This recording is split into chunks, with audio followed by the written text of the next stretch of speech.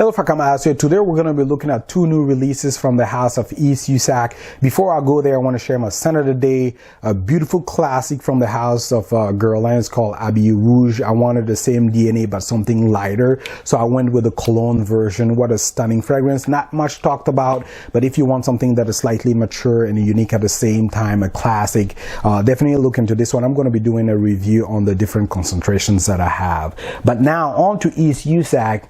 New releases, two new releases, part of the AD series. They already had two in there, Selects and Pavillon des Orchidées. Now they have two new ones. The first one is called Minuit Celeste, which translates to Celestial Night in English. And the second one is called Bois Fou, which translates into Crazy Wood. And it is indeed a crazy concoction.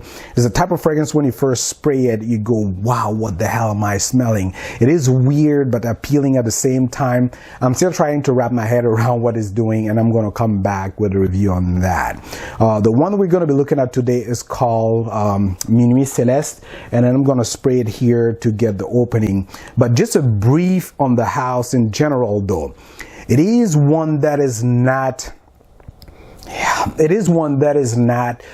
capitalizing on mass appealing fragrances. They're more on the artsy side of things, creative side of things. So expect something that is unique, out of the box, weird, daring at times. Sometimes too artsy to the point where it might not be wearable for you depending on how daring you are. So expect that. They also collaborate with artists to even come with some theme around their fragrances. So definitely see the passion in the creativity or putting out things that are creative out of the ordinary there. And then I applaud them for taking that route. We have enough of the mass appealing ones there to enjoy. So something really creative there. If you want that, definitely explore this house. Now onto the smell.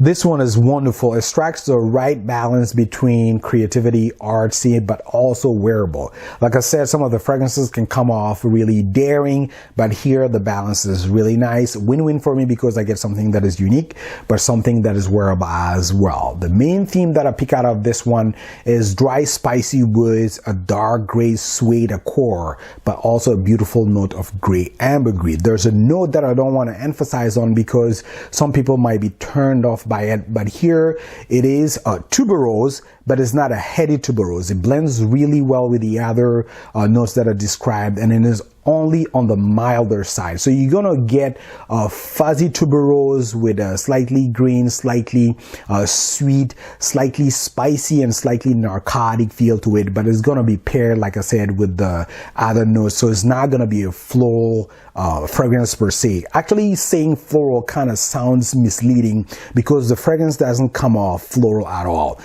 It is mostly the dark, spicy woods, along with the dark gray suede and then the ambergris, but tuberose is definitely there, but on the milder side. So don't be turned off by that. On to specifics. The first 30 minutes of the fragrance are completely different from the remaining of the life of the fragrance.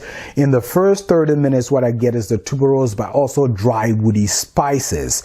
Here I get soft greens paired with slightly fuzzy florals that is coming from the tuberose with slightly sweet, slightly narcotic floral accord. But saying floral, like I said, is kind of misleading, and is paired with the dry woody spices. And the dry woody spices are much more pronounced on my skin, which blends really well with the tuberose, and then not letting the tuberose dominate that opening and overall in the fragrance. Now in the first 30 minutes though, for like 2 to 3 minutes, I get a hot flash of a spice that to my nose rings like fresh ginger. It is there for 2 to 3 minutes, but after that it disappears, and then I don't get that anymore in the remaining of the wearing the fragrance. So for the first 30 minutes, soft greens, dry, spicy woods.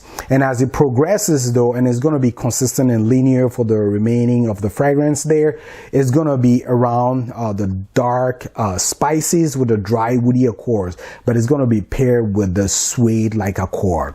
And then the color that comes to mind when I smell this is gray. So think of a dark gray suede texture signature type of smell as well. And it is paired with ambergris that is imparting that lakeside feel to the suede, and then the dry, woody, and then spicy, of course.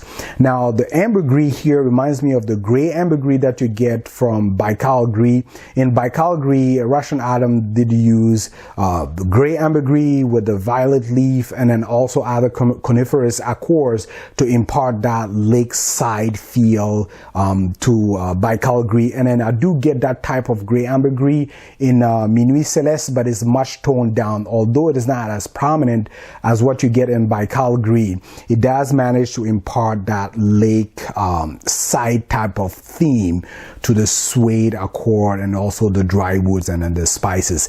That's pretty much what I get out of the fragrance. So talking about the weight of the fragrance, when you think about the notes or you even read the description, you might think that is something that is heavy, imposing, but actually the way it is blended, it comes off airy, light, but present. It has this peaceful, quiet force or presence about it without being too heavy. So transitioning into performance, longevity is actually above average there. I get easily 7+ hours. Like I said, it's not going to be a heavy fragrance, but it's going to have a presence about it. So you're going to get a beautiful projection around you, a beautiful scent bubble around you. On to seasonality and situations where you can wear this one. Although it is airy, it has presence. So you can wear it in any season, light enough for summer, present enough for fall and winter. In terms of situations, although it is unique, it doesn't come off weird, too daring, or off-putting, but you're going to be turning inquisitive heads because of how unique and non-common the scent is. But overall, it is wearable. Now on to where you can find this one in pricing. This retails for $380 for the classic look, which will look something like this. Beautiful presentation.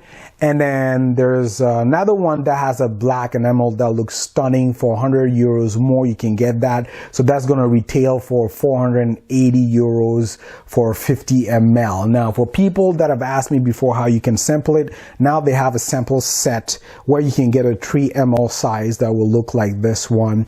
And then I think it retails for 93, 96 euros around there. It is a great way to sample their fragrances before you jump blind by and then get something that will be too daring or not your style, because like I said, they focus really on creativity there. They're not trying to please everybody, which make a wonderful niche focus there that I really enjoy.